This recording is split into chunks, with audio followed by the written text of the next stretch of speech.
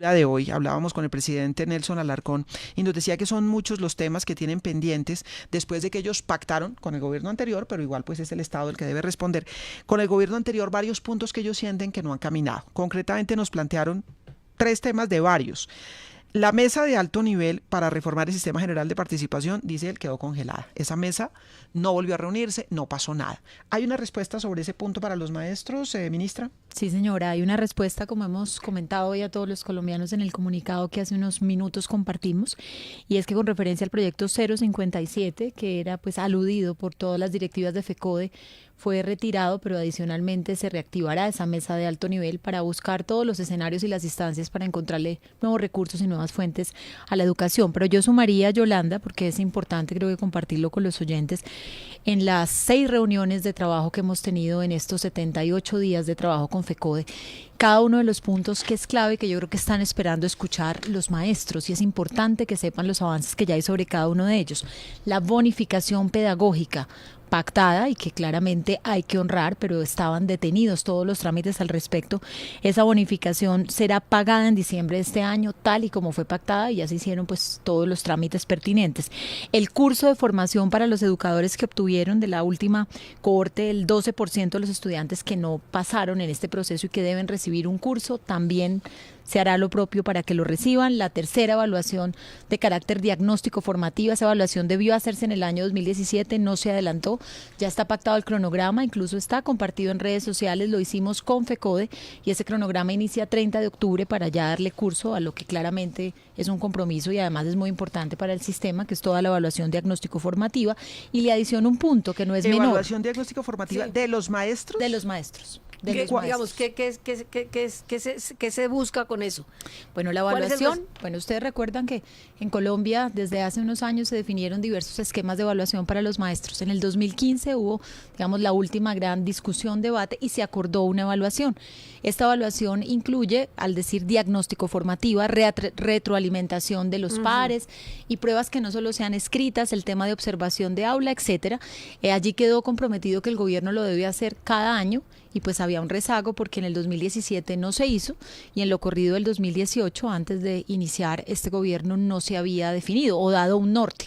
Ya hay cronograma, ya hay fechas, y ustedes saben que pues se hace la evaluación y además tendrá los respectivos impactos en salario y escalafón que claramente se honrarán. Por eso es un punto bastante importante para los maestros. Y finalizaría, Yolanda, de esta primera pregunta que me haces con el tema de garantías para la vida, que yo creo que es muy importante, pues ha sido planteado por los maestros y nosotros lo llevamos a la mesa, de hacer un trabajo conjunto con el Ministerio del Interior, con la Unidad de Víctimas, realmente por acompañar a nuestros maestros, hacer un efectivo seguimiento, acompañamiento. Ustedes saben pues que en distintas regiones del país se venían presentando denuncias o observaciones sobre que no había un seguimiento o una respuesta del Estado a lo mismo. Esto entonces lo estamos trabajando y lo estamos construyendo con ellos y con el Ministerio del Interior. El presidente de FECODE, Nelson Alarcón, dijo esta mañana también, ministra, que les preocupaba poder implementar como se debe la jornada única, por una parte, y por otra parte, que se reabra la discusión sobre una propuesta que está sobre la mesa para que preescolar pase a tener 3 grados y no 1 como tiene ahora. Bueno, al respecto te comento que sobre jornada única, el postulado del presidente desde campaña ha sido hacer un aumento gradual, con responsabilidad y con calidad. Es claro que si uno quiere hacer una buena jornada única, tiene que trabajar el tema de infraestructura, de formación de maestros, de alimentación y toda la reflexión pedagógica, y así lo haremos.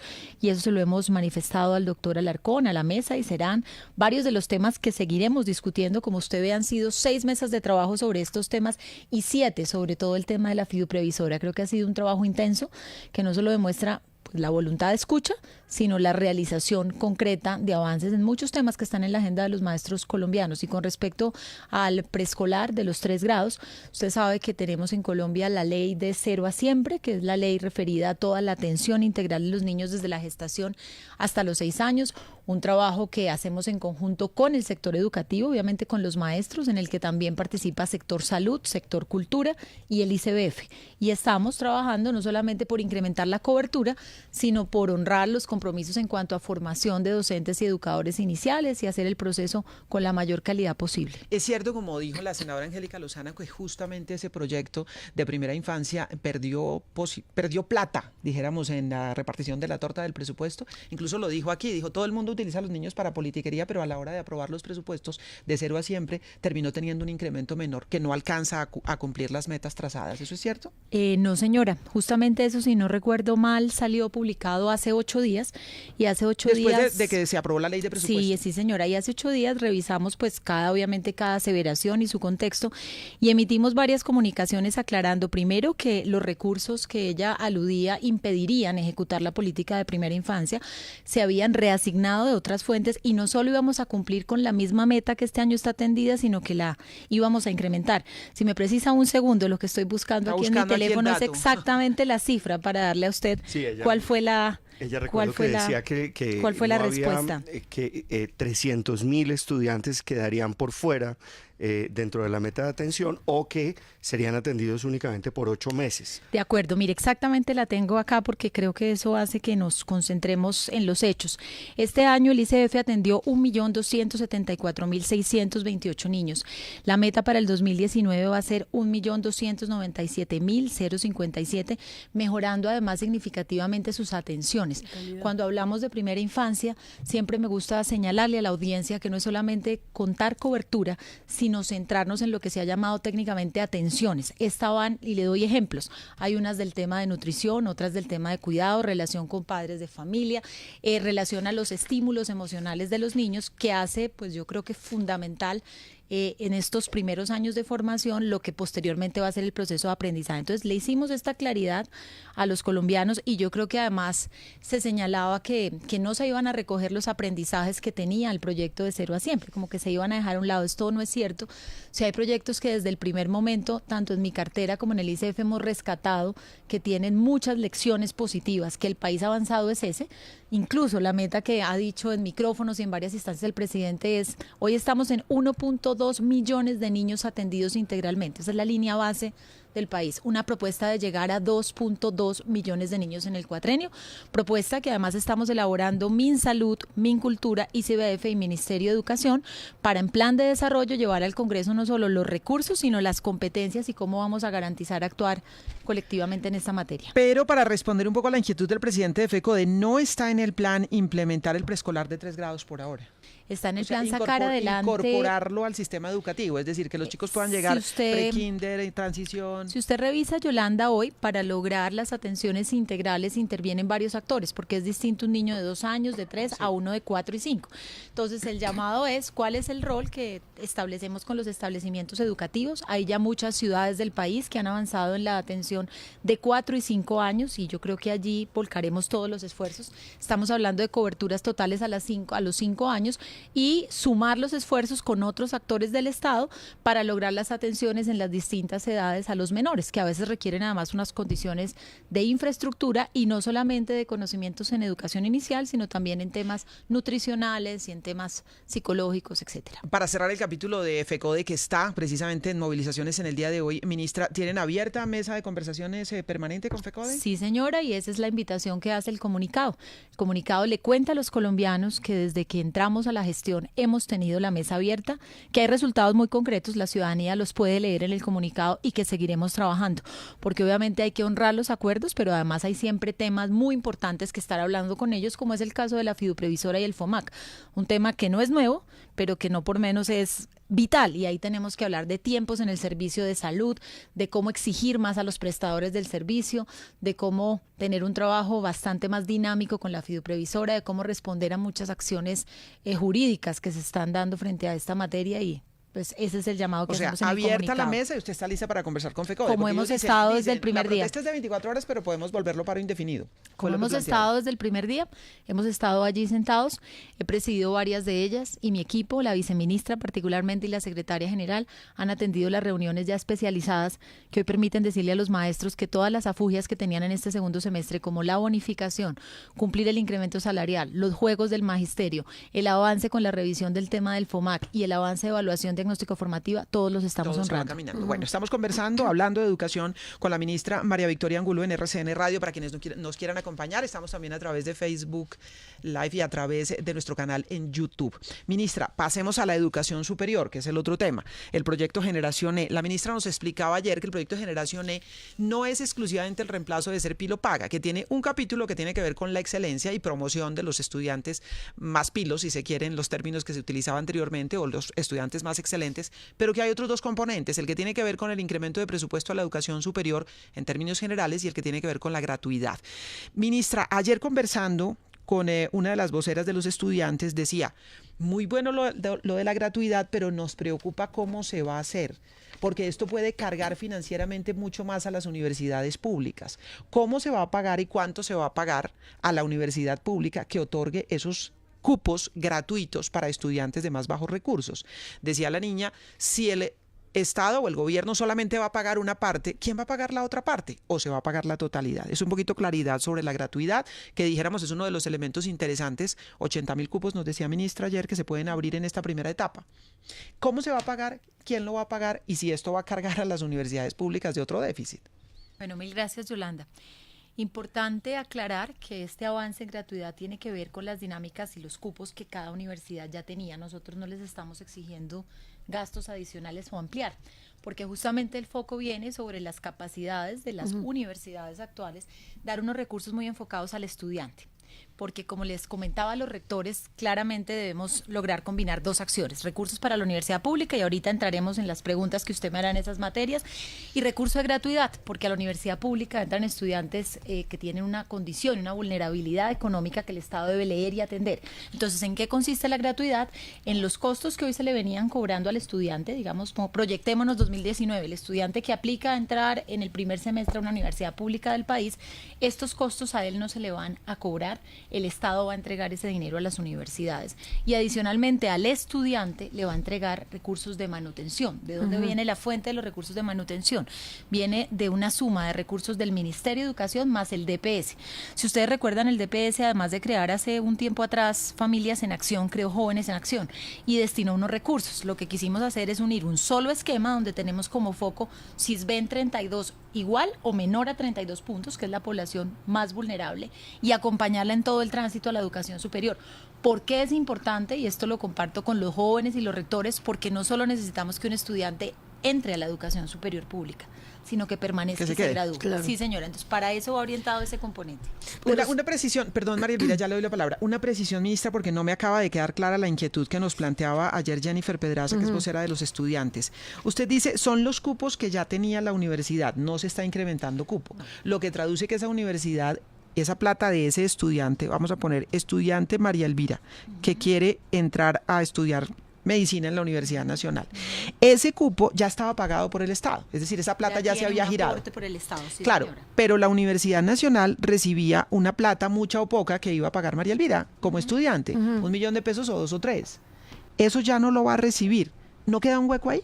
Eso lo va a pagar el Estado directamente Adicionalmente. a la universidad. Sí, Es decir, señora. adicionalmente a lo que ya tenía presupuestado el Estado pagarle a esa universidad por ese cupo, le da la plata que debería completa. Completa, sí señora, de acuerdo.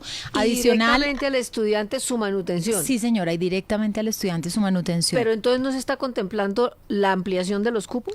La ampliación de ¿Cómo se los va a hacer con cupos, eso? ya vamos a entrar al tema de con los recursos de fortalecimiento y proyectos de inversión, cómo apuntarle en paralelo al recurso de los cupos. Preciso 2 temas de Yolanda, entonces, para que quede claro. Se hacen los aportes regulares de Ley 30 a las universidades, que siguen obviamente tal y como están pactados. Esos van a funcionamiento y a inversión. Con esos, cada universidad hace una apuesta cada año de cuántos cupos, digamos, ofrece a la ciudadanía. Lo que dice este componente es: nos sumamos a este esfuerzo y nos sumamos pensando en el estudiante y cómo acompañarlo para que no haga un tránsito que termine en una deserción.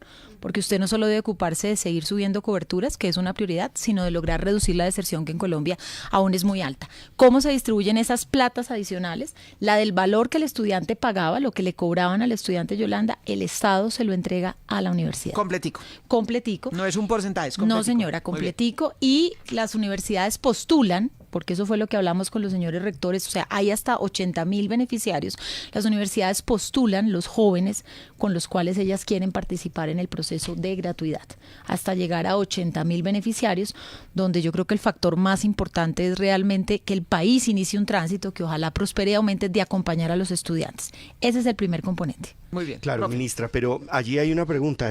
¿No es esto un incentivo para que las universidades, que son las que fijan la matrícula, las universidades públicas para esos estudiantes, suban la matrícula?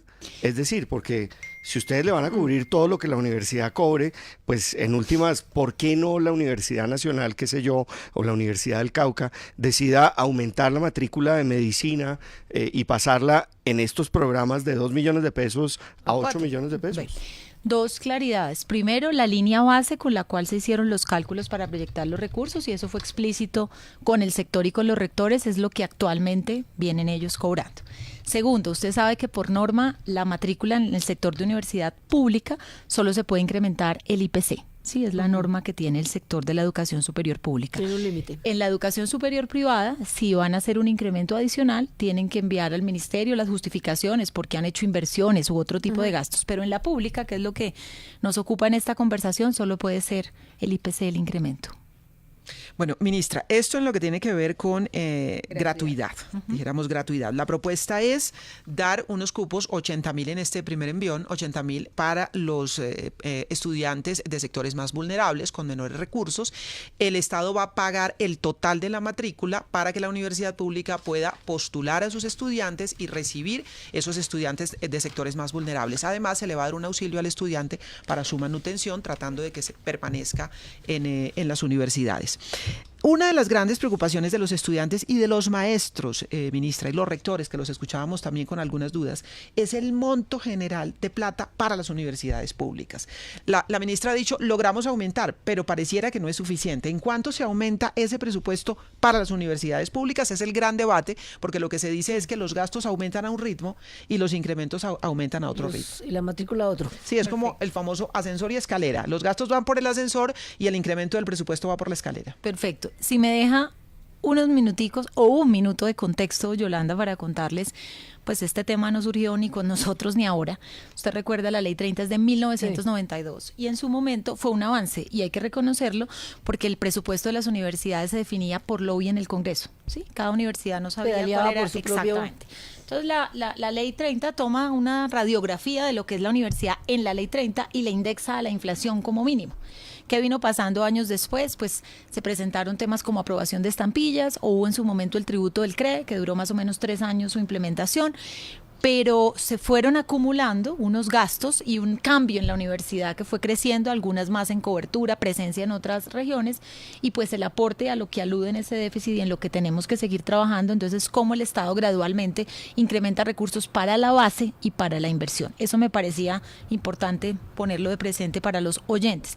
Sobre eso, entonces, ¿cuál es la respuesta? Y entro a hablarle de cada uno de los componentes de los 500.000 y hacia dónde va la plata, que es lo que usted me está preguntando. ¿Y cuánta plata más? Es un poquito, yo diría que esa es la pregunta del millón. ¿Cuánta plata más? Porque entonces, es que tanto estudiantes como rectores y maestros dicen que eso lo no que hay alcanza. es poco y el porcentaje de incremento anual no da, y cada vez se va quedando más rezagado porque las necesidades van aumentando. Listo. Entonces, de los 500.000, primera instancia, hay 280.000 que tiene que ver con todo el aumento en la base y en la inversión.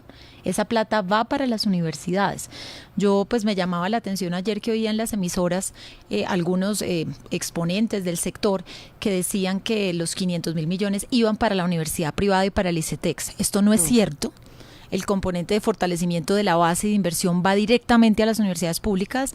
Vuelvo y repito, en estos micrófonos son 280.000 millones y los 120.000 de gratuidad también van a la universidad pública. ¿Y eso cómo se distribuye? ¿En proporción a la matrícula que tenga cada universidad o cómo es cuál es el criterio? Bien tu pregunta. La gratuidad va acorde a cuántos estudiantes postule la universidad pública, y estamos discutiendo con los rectores la forma de definir, con ellos lo estamos trabajando en varias reuniones.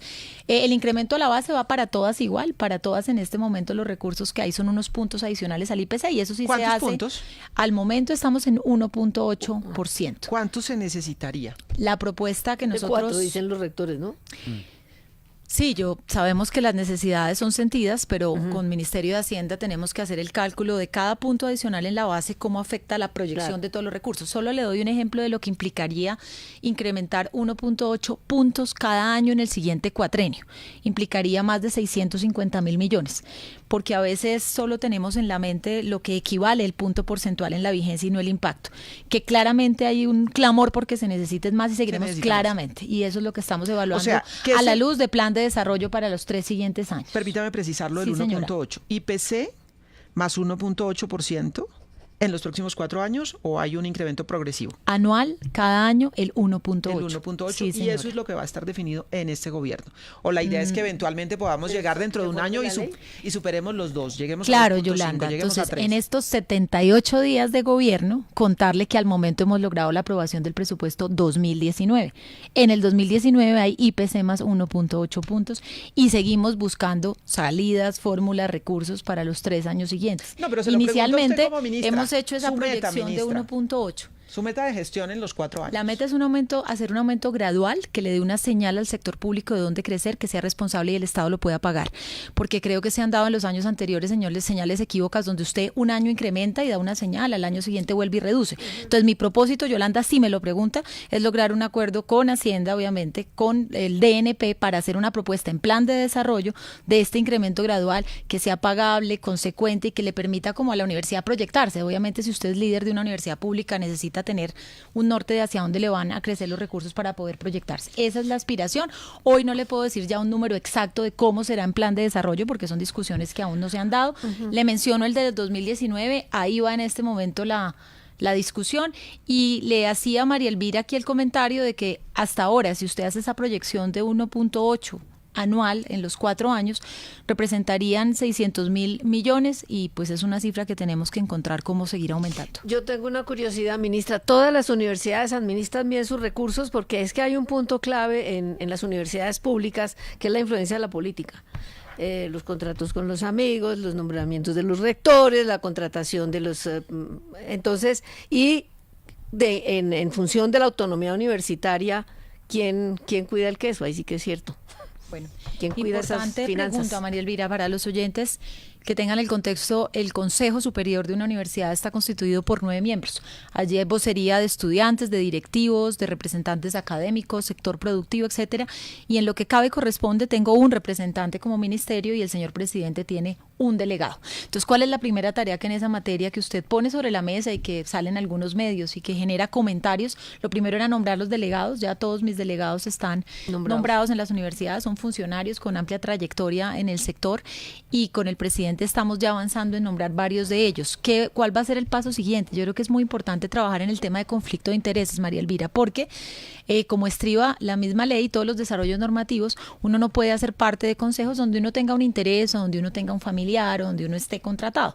Entonces, la primera acción, además del cambio de los delegados, va a ser pedir a cada consejo superior que sus miembros pues nos puedan dar su testimonio de que no están inmersos en conflictos de intereses. Por allí va a comenzar el trabajo. Hay que depurar mucho. Tenemos justamente dentro del equipo directivo del ministerio una persona que apoya al viceministro cuya única función es la coordinación de todo el devenir de los consejos superiores en la universidad pública y creo que el interés de todos pues es obsesionarnos en trabajar por la transparencia y por poner sobre la mesa las acciones y los proyectos y los avances de las universidades públicas. Mucho trabajo el que tiene la ministra María Victoria Angulo, que nos acompaña esta mañana en la mesa de RCN Radio. Estamos vía Facebook Live y en nuestro canal de YouTube. Juan Manuel Ruiz tiene pregunta para ella también. Sí, se relaciona, señora ministra, con el comunicado de las últimas horas del sistema universitario estatal, ¿no? De 3 puntos, lo firma el rector de la Universidad de Córdoba.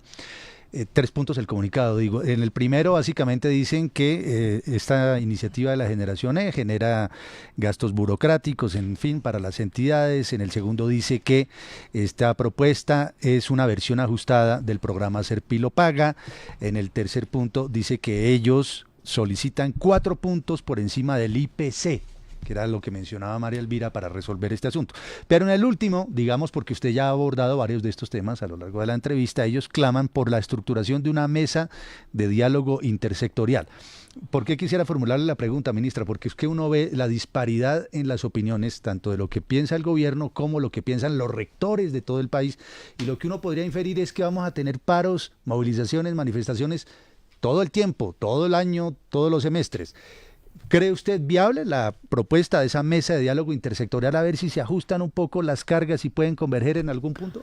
Me tomaría unos segunditos más, además de responderte a las tres anteriores, porque creo que son importantes. Primero, cuando hablan de gastos de burocracia, al yo explicarles cómo funcionaría la gratuidad, se dan cuenta que no están emulando ni generando más gastos ni aperturas de otros procesos de la universidad. Va netamente volcado al estudiante, porque también tenemos que pensar en el estudiante del sistema público. Sobre que esto es la misma propuesta de ser pilo paga, pues a ver, yo creo que no solo los periodistas, sino el país sabe el esfuerzo que hemos hecho con el presidente Duque para luego de muchos años donde entonces no decían nada, porque además este programa no fue creado por esta administración, nadie se pronunciaba y nos tocó llegar a decir la deuda en la que había quedado inmerso nada más y nada menos, pues 2.5 billones que vamos a honrar, con el que vamos a acompañar a los 40.000 jóvenes y además poner sobre la mesa que la política de educación superior no solo podía ser becas de excelencia, porque a eso se había vuelto los últimos años. Y la sobre verdad eso es no que se el habían debate sí pronunciado comenzó desde antes, y no se habían ministra. pronunciado los rectores, pero no lo Sí, habían sí. hecho con este tipo de manifestaciones y lo dicen como Porque si si nosotros el debate de ser aquí pilo paga hubiéramos- viene de aquí tiempo lo hicimos, atrás. sí. Sí. Claro, en medios, Yolanda, pero nunca trascendió y Ya. queda como si nosotros hubiéramos creado el programa y nos hubiéramos opuesto al cambio, para nada. Y tercera observación con respecto a lo que mencionas, la referencia de los puntos adicionales Sí. al IPC, lo hablamos ahorita con Yolanda, al momento hay 1.8, seguimos buscando nuevas formas y recursos para sumarlos. Sobre la última pregunta que nos hace, sobre las mesas, hemos tenido 3 instancias de diálogo, mesas con los rectores, mesas con los maestros y espacios con los estudiantes. Yo creo que son muy importantes. Hemos estado siempre allí, mi equipo y yo, oyendo y escuchando, y como tú mencionas, pues sí hay discrepancias en la información porque hay distintas estimaciones. Miradas, claro. Y yo diría que estimaciones, yo creo que hay al unísono una prioridad de la sociedad por unirnos en torno a la educación superior pública. Uno como gobierno y particularmente la misión que me han comentado el presidente, quienes me conocen saben que mi vocación y mi carrera es netamente en educación, por lo tanto a ello me circunscribo también con sentido de realidad, con un déficit muy grande que le quedó al país y de no hacer promesas simplemente por uno quedar bien, sino las promesas hay que honrarlas y cumplirlas. Y en eso estamos trabajando y yo creo que será el mensaje que daremos a los distintos estamentos. Hay justamente espacio con los rectores, esta semana también con el señor presidente de la República y muchos otros espacios que tenemos durante esta misma semana con docentes y estudiantes. Yo creo, ministra, que vale la pena que nos detengamos en el tercer componente porque ya hemos analizado 2 de ellos en detalle. Uno, el que tiene que ver con el presupuesto para la educación pública, que se concreta en IPC más 1.8%. Es lo que hay, lo que se ha logrado en este momento. Aunque los rectores, los estudiantes están hablando IPC más 4 por lo menos, lo que hay en este momento es 1.8. Hemos hablado de la gratuidad, dice la ministra, no es que vaya a ser una carga adicional para las universidades, el Estado va a pagar la matrícula y el Estado va a pagar una plata de manutención para los estudiantes. Tampoco requiere más burocracia. Eso es lo que nos dice la ministra para aportar al debate. El tercer elemento es el componente que reemplaza ser pilo paga, que es la promoción de la excelencia. Es decir, motivar a los estudiantes más brillantes, que tengan mejores desempeños, para que tengan la posibilidad de tener, no sé si la fórmula es beca o préstamo. ¿En qué cambia ser pilo paga con el proyecto de la generación E? ¿Cuál es la diferencia? Y entiendo que la diferencia es la cantidad de plata que se le va a dar a las universidades privadas cuando el estudiante vaya a universidad privada. Esa es una de las diferencias, Yolanda, y le preciso algunas más. La primera diferencia es que este no es el único programa de fomento a la educación superior, como surgió los años anteriores. Es un componente de un programa que pues los rectores, en lo que menciona el comunicado, no hicieron lugar, pero que no tenía un componente ni para fortalecimiento de base y fortalecimiento de inversión declarado y formal del gobierno, y este programa lo incluye. Me centro en el programa de excelencia. Usted ve que hay una meta de 4.000 estudiantes cada año, llegando a 16.000 en el cuatrenio. Recordará que la meta anterior eran 40.000.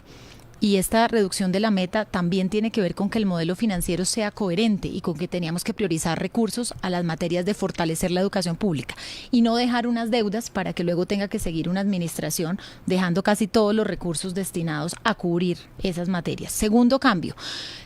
La universidad definía y cobraba el valor que estimaba pertinente al gobierno. El gobierno no postulaba un valor a cubrir, como normalmente debe ser en un programa donde uno dice, mire, lo que yo reconozco es esto.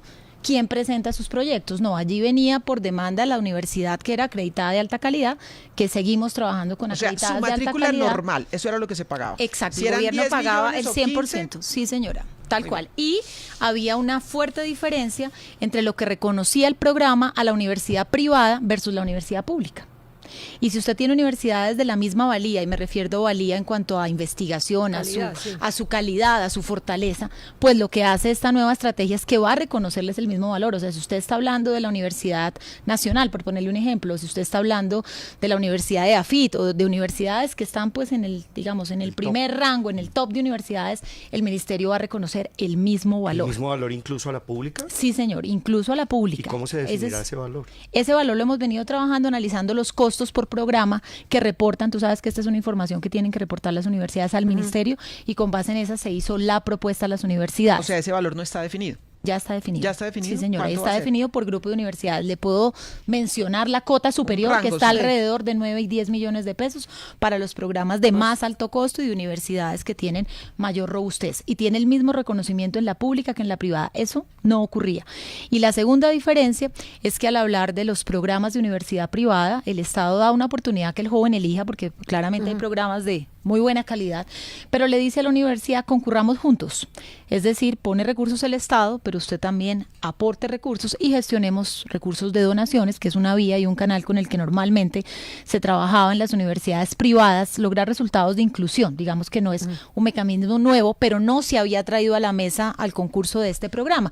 Funcionaba para otras iniciativas que tenían las universidades privadas. Entonces la invitación fue: el Estado va a cubrir 50% de este valor, que además es un valor que concurre al valor que destinamos a lo público, que tiene que ver con este análisis de costos, y la universidad hace un aporte del 25% y con donaciones se surte el otro 25%. Entonces, además de estos cambios que son del modelo financiero, que yo creo que no son menores, porque primero pues ya pone unas cifras más aterrizadas de lo que debe ser como el uso y el direccionamiento del recurso público, manda también estímulos a que los estudiantes vuelquen los ojos en la gran oferta que hay también en la universidad pública. Es que si usted de antemano, cuando parametriza, le pone cierto calificativo a la oferta, donde la misma señal del valor que usted reconoce es diametralmente distinta, pues creemos y esperamos que esto les muestre a los estudiantes una amplia oferta que hay de programas de muy alta calidad también en la pública. En la pública, porque eso yo le iba a decir, se desestimula a la universidad privada participando en estos programas de excelencia. Se lo digo porque hay universidades privadas, por ejemplo, que la matrícula vale 15 millones de pesos. Si el reconocimiento que se va a dar está sobre 9 días, es posible que la universidad privada no le interese vincular a ese muchacho pilo. Pues le cuento dos cosas, porque esto lo hemos trabajado con las universidades públicas y privadas, obviamente, para crear la propuesta. La respuesta ha sido muy positiva, Yolanda. Un número muy grande de universidades se va a sumar, privadas, como opción, y se va a sumar a este valor y se va a sumar a conseguir y apalancar estos recursos. Y yo le diría que frente al mensaje que usted mencionaba, esperamos que esta estructuración de este componente del programa lleve a que haya un mayor equilibrio, Yolanda, en los beneficiarios y los montos. Si usted lo mira por beneficiarios, el 80% de los beneficiarios estaba solamente en instituciones públicas, y si lo mira por recursos, por aportes de recursos, el 90% iba a privadas. Entonces yo creo que ahí hay toda una oportunidad de trabajo y también de ofrecer más comprensiones, que creo que debe ser metas de los próximos años. Hablaba con Perú, que está en una discusión similar de un programa de becas que creó, a donde focalizó todos sus esfuerzos, y es de tener información por programa académico, que la discusión no solamente sea esta universidad porque es pública y esta porque es privada, sino en torno a la calidad, el retorno social, el retorno en mercado laboral que programas ofrecen. Usted encuentra variedad en cada institución y encuentra programas más destacados, tanto en la universidad pública como en la universidad privada. Señora ministra, no ha habido ninguna oferta de una universidad que diga: ¿sabe qué? Nosotros vamos a cubrir la diferencia entre ese tope de la matrícula, digamos esos 9 millones de pesos, y lo que cobramos acá, es decir, que le bajen el costo de la matrícula a los estudiantes para que no sea con fundaciones que se tenga que cubrir el 25%, y que el estudiante, sobre todo, pues esté tranquilo que no tiene que cubrir el 25%. Parte del pacto de esta corresponsabilidad que se va a circunscribir con las universidades privadas incluye este compromiso, no solo de que ellas van a honrar este 25% de aporte, sino que ellas se comprometen con el estudiante a gestionar estos otros recursos. ¿Pero ha habido alguna oferta concreta de alguna universidad que diga: vamos a pagar la diferencia? Como le digo, se han sumado todas quienes venían participando en el programa bajo esta nueva estructura. Es una realidad, están dispuestas, pero sí van a señor, cobrar están el dispuestas. 25%, pero hay unas universidades con unos programas de becas amplísimos. De acuerdo, que venían recaudando donaciones que las pueden orientar y sumar a todos estos esfuerzos. Claro, ministra, pero mi preocupación es el 25% que le toca al estudiante. De todas maneras todavía le toca, o hay alguna universidad yo no sé cuál, aquí o en la costa Caribe, que haya dicho, nosotros vamos a cubrir ese 25% y le vamos a bajar a los programas, a los estudiantes del programa Generación E, ese 25% y le vamos a cobrar menos que a los demás? Pues yo creo que parte de ese ejercicio son unas de las múltiples ideas que van a aplicar las universidades, porque ellas ya se comprometen con el Estado a que lo cubren. Si ellas lo hacen con optimización que hacen adentro de costos, con reorientar recursos de bienestar, pues eso ya obviamente es decisión de cada una de estas universidades. Pero lo importante a nivel del estudiante y a nivel pues de darle la información a todos los oyentes es contarles que ellas asumen pues toda esta estructura que ya viene replanteada del programa. Van a competir por estudiantes. Van a hacer buenas propuestas y esperamos que los buenos programas generen que los estudiantes tomen decisiones y comencemos en el país a tener comprensiones. Ustedes recordarán que 16 universidades de 32 públicas son acreditadas de alta calidad. Entonces yo creo que hay que ir cambiando imaginarios y poner sobre la mesa que somos un sistema, si usted lo mira porcentualmente en matrícula, constituido 50% por instituciones públicas, 50% por instituciones privadas, y si lo mira en acreditación de calidad también hay un desempeño. Entonces comenzar a mostrarle pues a los colombianos todos los avances que ha tenido la pública y la decisión que tiene este gobierno para acompañarlas en su fortalecimiento. Una última inquietud que sabemos que ya tiene afán la ministra María Victoria Angulo, de Juan Carlos Iragorri. Le pido, ministra, que nos ayude con los audífonos. Él está en Washington, entonces desde allí tiene la última inquietud. Iragorri, lo escucha la ministra de Educación. Ministra, hay dos países, hay varios países, pero dos principalmente donde los estudiantes colombianos viajan a estudiar. Uno es Estados Unidos, otro es España. Y el sistema universitario es prácticamente opuesto en uno y otro país. En España predomina la universidad pública, es el sistema que llaman los españoles del café para todos. Todo el mundo puede ir a la universidad y entonces hay gente que va a la Universidad Complutense de Madrid o a la de Valencia o a la de Santiago de Compostela o a la de Zaragoza. Muy bien. Y eso tiene un costo mínimo. Una maestría de un año en una universidad pública española vale 2.500 euros como mucho el año, todo el año.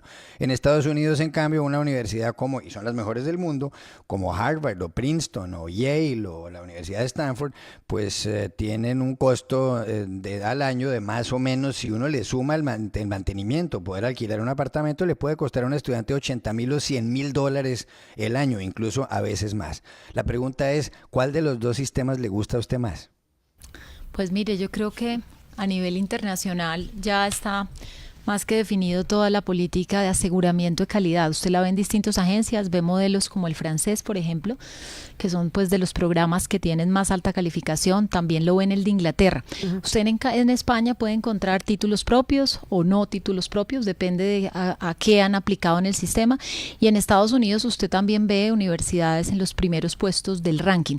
Yo creo que hablar de calidad tiene que pasar por las distintas tópicos como tener buena infraestructura, como generarle al estudiante al final en la graduación que lo haga competitivo como profesional, que tenga usted buenos grupos de investigación, porque eso en la academia es fundamental, y que usted publique con otros autores y que sus programas estén suficientemente reconocidos a nivel internacional. Y ya le diría yo, por toda mi obsesión y trabajo en educación de siempre, pues cuáles son esas compresiones y competencias de los estudiantes. Y ahorita se las pongo no solo en el tema cognitivo, sino en el tema socioemocional, que ahora que estamos pues viviendo toda esta etapa en el mundo de las distintas, tanto conflictos como formas de expresarnos y de dirimir conflictos, resultan fundamentales. Así que usted puede encontrar, Juan Carlos, pues programas y universidades que no es desconocido para los oyentes, muy reconocidas en Estados Unidos e igual en España.